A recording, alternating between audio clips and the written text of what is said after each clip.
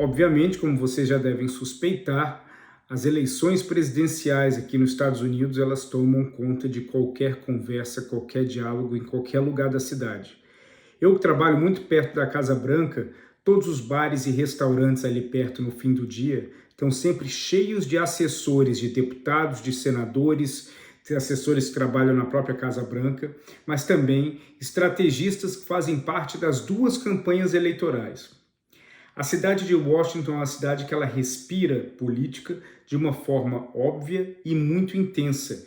E é muito interessante perceber o comportamento dessas equipes, tanto do Trump quanto da Kamala Harris, cada vez que existe um fato novo ou um episódio de grande repercussão acontecendo.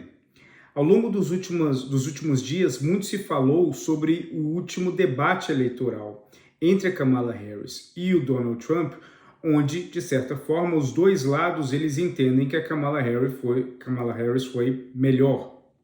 Agora, assim como é uma quase unanimidade entre pessoas da equipe de Trump e de Harris de que ela venceu o debate, existia uma expectativa de que ela fosse se sair melhor em relação às pesquisas logo após o debate. Até porque, em algumas pesquisas sobre o desempenho no debate, Kamala Harris ganhou de lavada em relação contra Trump, e isso gerou uma expectativa de que iria se traduzir em algumas pesquisas de intenção de voto. Na prática, não foi bem isso que aconteceu.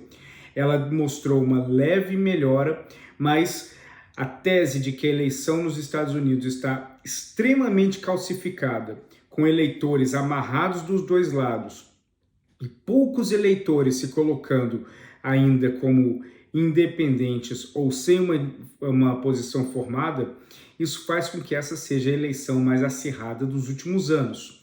Tanto que, como eu já mencionei anteriormente, é possível que essa eleição ela seja decidida por menos de 1 milhão de pessoas, talvez por algumas centenas de milhares que estão localizadas em alguns condados específicos de poucos estados-chave.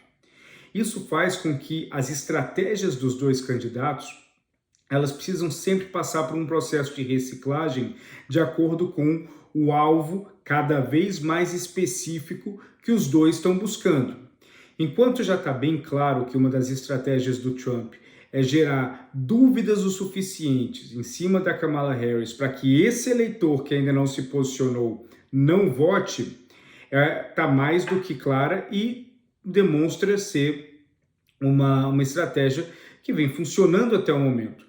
O Trump sabe que dificilmente, se a pessoa agora não está o apoiando, dificilmente vai começar a apoiar nessa reta final. Mas o que ele quer é impedir que esse eleitor apoie Kamala Harris. Por isso que são estratégias muito distintas. Não se trata de uma estratégia onde os dois tentam conquistar votos. A Kamala Harris ela tenta, claro, conquistar esse voto, mas também ela está tão ou mais preocupada com o eleitor democrata que pode até, em tese, votar para ela, mas que no dia acaba não saindo de casa para votar. E esse é um fenômeno muito comum entre os democratas. Enquanto os eleitores republicanos eles têm uma presença mais forte na urna, apesar de serem ligeiramente menos nos Estados Unidos, o engajamento tende a ser muito maior. Então, Kamala Harris está dividida entre a mobilização do seu eleitor e a conquista do eleitor novo, enquanto Trump tenta colocar o máximo de dúvidas possíveis na cabeça desses eleitores. Em cima disso, a estratégia de Kamala Harris além de se apresentar e se colocar como a mais capaz para o cargo, é diminuir a importância do Trump, falando que toda aquela ideia que o Biden gerava de que o Trump podia se tornar um grande ditador, uma pessoa extremamente ruim para os Estados Unidos, a Kamala Harris está indo para um caminho um pouco diferente. Ela está ridicularizando o Trump e mostrando que, apesar dele ter uma enorme capacidade de fazer algo ruim para os Estados Unidos, ele é apenas um cara bobo que não entende muito bem da política dos Estados Unidos. E um dos exemplos que ela usa é recentemente no debate, quando Trump falou que imigrantes estavam comendo gatos, cachorros e outros animais de estimação na cidade de Springfield, Ohio, quando a própria cidade até deixou claro inúmeras vezes que isso não passa de uma fantasia que foi criada na internet e que o Trump comprou a ideia. Mas isso exemplifica a estratégia de Kamala Harris. Agora, se essa estratégia vai dar certo ou não, é algo que temos que aguardar para ver.